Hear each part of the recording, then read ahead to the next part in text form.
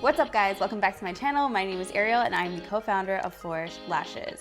One tip, if I can give you guys any tip in life as a business owner, this is it. You do not need to be the best. You need to be the best known. And that's exactly what this video is gonna be about. So let's jump into it.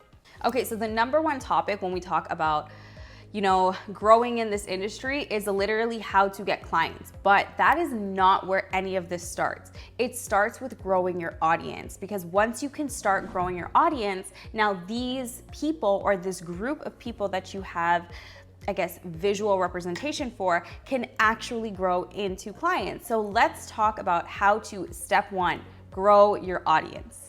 Now, the number one tip here is to be consistent. Consistency is key. And this isn't just about growing your audience. This is literally everything in life. If you want to see results, you got to be consistent. So I don't want to hear that you post once a week or you post here and there and nothing's happening, because you are not giving it a fair shot for anything to actually happen. If you want to see a real change in, again, anything you do it every single day, do it multiple times a day, every day for the next 30 days, and let's see if there's a change. So when it comes to growing your audience, you need to be consistent with your content. And this comes down to actually creating a consistent program, plan, whatever it is for yourself to be able to produce the amount of content that you need on a weekly basis. So this can mean either posting twice or even once a day, but making sure you're doing it every single day. And that means on different platforms. So making sure that you're posting on your Instagram stories along with your feeds. And if TikTok is one of your platforms, make sure you don't do it here and there. Make sure you do it every single day. So something that is very helpful is that a lot of times we tend to want to cover every single base, meaning we want to jump on TikTok, we want to jump on Facebook, we want to jump on Instagram, we want to jump on Pinterest, whatever it is.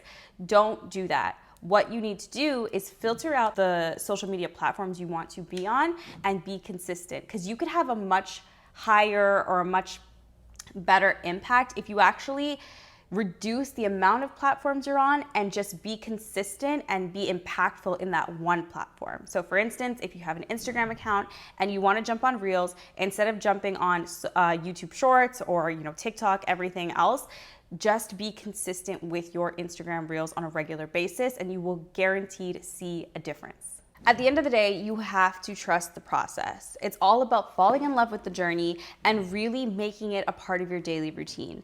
Really and truly, if this is something that you're gonna do and it's something that's actually gonna work for you, you have to like it. Now, that doesn't mean that it's gonna come easy or that, it's gonna be a piece of cake, because it's not. The point is that make it fun, make it exciting, and make it about something that you actually love. If it's something that you truly love, you're truly passionate about, then it's gonna come easier to you, and it's gonna be a much simpler process for you in a sense, where you're gonna enjoy it, it's gonna be a regular basis thing, and it's gonna come a lot easier. Now, as much as we want to post viral content, at the end of the day, not every single piece of content is actually going to be viral. So we really have to be patient, and we have to just keep the ball rolling to get to as much content as we can. So over the years, many quote unquote social media gurus have really emphasized the fact that it's not about, what you're doing, but it's more about the context and making sure that you're getting your point across, and that is going to make you or give you that audience that you're looking for. And yes, that's great, but something I can definitely vouch for is that now, because there's so much more options out there and so much more content to actually consume, it's not just about the context. You also have to really step up your quality and keep it, information heavy, but making sure you have a great mix between the information you're giving along with the aesthetic and the quality of any type of content you're actually producing. Now, that being said, in 2023, there are so many resources you can use to actually help with this situation. I mean, nowadays our iPhones do tons more than they used to, but there's so many softwares, so many different AI tools, so many just gadgets in 2023 that can really help step up your content and really get your audience to engage a little bit more with not just the information you're giving, but the visualization of that piece of content. Now, that being said, that's obviously not the only portion or only focal point when it comes to producing great content. There are much more elements, and that is definitely an important one.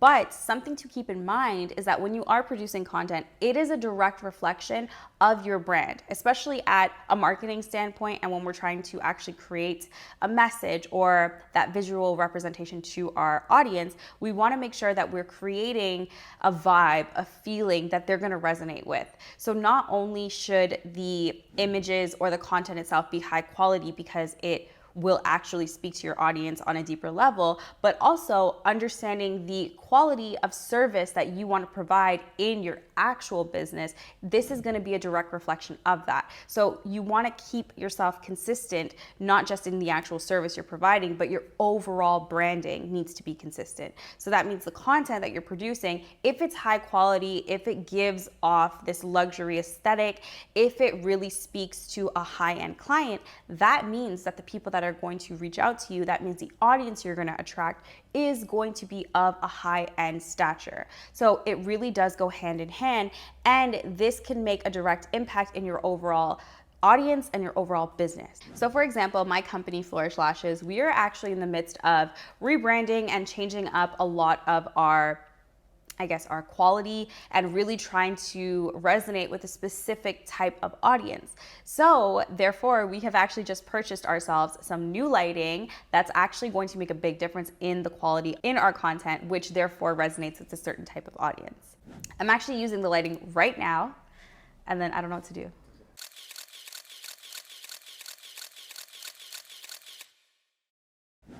But you get the point. It's all about evolving, changing, growing with the brand, and really trying to figure out your audience, what they like, and how you can actually give them a certain type of feeling or an aesthetic in the content you produce.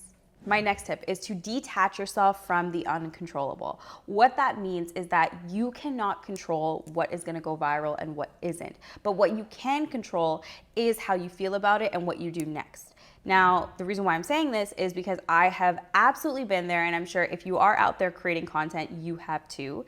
You can easily put so much time, so much effort into one piece of content that you think is absolutely amazing, but others may not, or the algorithm just failed you and you just haven't been pushed out to the amount of people that you thought you were gonna be. Now, this has definitely happened to me. It's happened to me on Instagram, it's happened to me on TikTok, it's happened to me on YouTube. I have done a ton of lash with me's where I can definitely remember putting myself in weird positions just to get the angle right.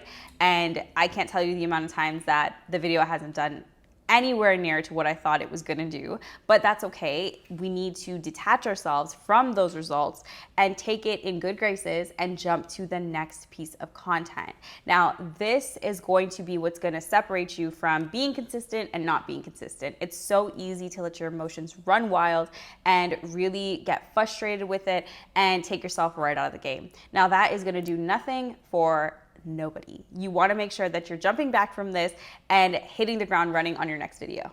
Okay, so what you really should be doing here is setting a target post amount for yourself. Now, the reason why we want to do this is it's gonna reframe your mind. So you're not necessarily thinking about, okay, I'm creating this video today, I'm posting it, and I'm constantly looking at the results.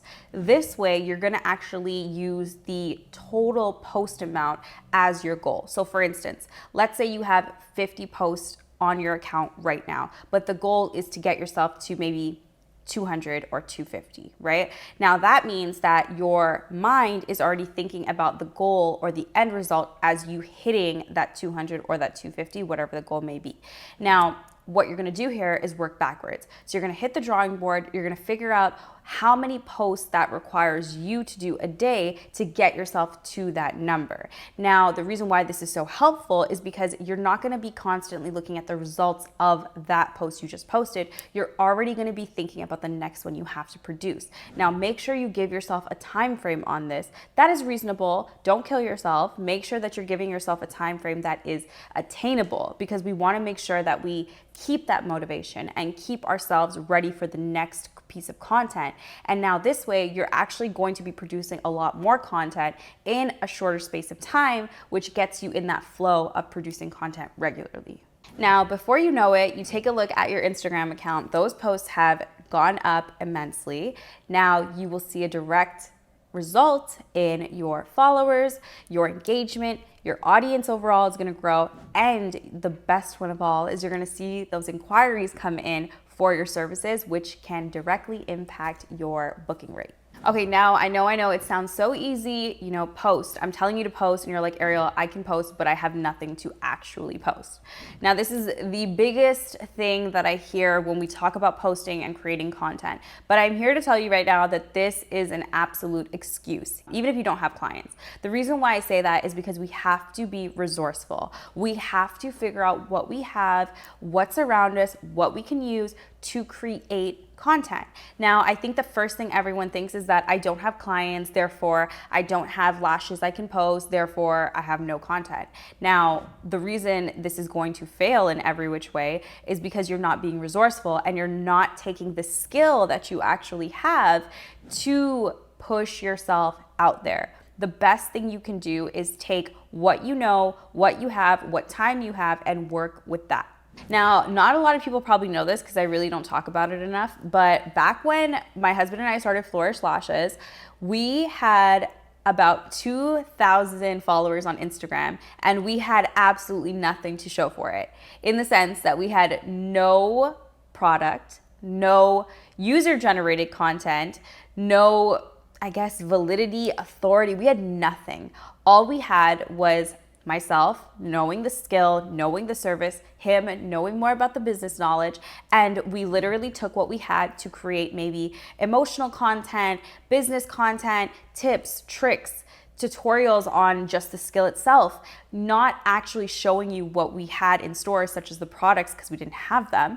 And we were able to actually build 2,000 followers from that, which is insane because we didn't even have a product. We didn't have a service to actually sell anybody. We were literally just taking what we had to create something. And we even threw some funny jokes, lash content in there just to kind of spark an emotion, and it worked. And I know some of you are gonna be like, oh, well, you had your YouTube channel, so you were already posting on there. I am not joking. I did not post my face once on our Flourish account until maybe a year later, or even maybe a little less than a year, but it was well after we built those 2,000 followers. I think we actually had products and things like that when I decided to actually show my face. So it doesn't have to be, some sort of major big impact. It's about those little tiny details, using what you have to create something to share with people. Now, the best way to actually figure out if things are working is analytics. Follow the numbers.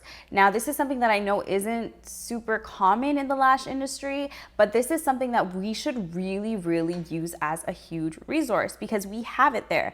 Most of you guys are on social media platforms. Let's talk about Instagram, for instance, even TikTok, because these platforms are so great at giving you analytics. They literally hand you the results in the palm of your hands. You can check this hourly, daily, by the minute. You have the information laid out in front of you. Now that means you need to be checking this religiously, learn it, understand it, and figure out what is working for you, because these analytics are going to tell you, and then you double down. Make sure that if something is working for you, you figure out how to duplicate it, you figure out how to keep doing it, because if it's working, that is the key to gaining the audience you want. So you're gonna take a deep dive into the analytics. Make sure that you're looking at the likes, the shares, the comments. Take a look at the times that you're posting and what's actually working. Now, even comparing between TikTok, Instagram, whatever platforms you're on, make sure that you're spending most of your time on the platform that's actually giving you the results and giving you the eyes and the audience that you're really looking for. Because the more eyes you have on your business, your profiles, this is how you're going to build clients, because the audience itself needs to grow. So let's figure out how we can take all of these tips that we just talked about and grow your audience today. If you are going to use any one of these tips, go ahead and repost this video on your stories or on your Instagram, because I want to see, comment, make sure that you are tagging Flourish Lashes or my personal @Ariella, just so we can see. Okay, that is it for this video. That is it for these tips. I am so excited to see you guys grow your audience. Go ahead and comment your favorite tip down below. And if something is working for you, let me know, put it in the comments as well. But if you guys like this video, don't forget to like, comment, share, and subscribe, and I'll be back with something new next time. Bye.